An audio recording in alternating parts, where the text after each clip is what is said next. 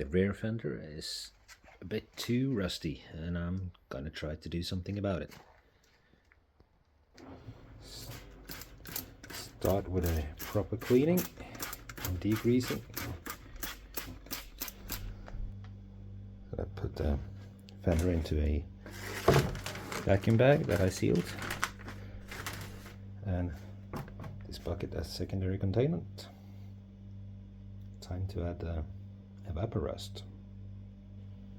So there is completely covered in Evaporust.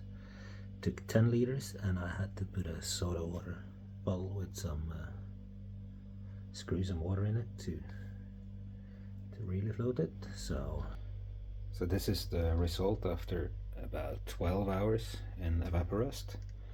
I got a small leak in the plastic bag I used, with some sharp corners there, so the fluid level went down here.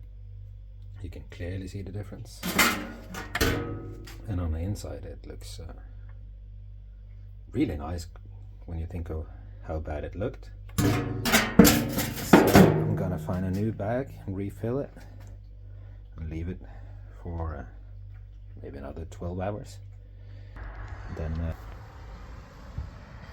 and this is the end result after 24 hours.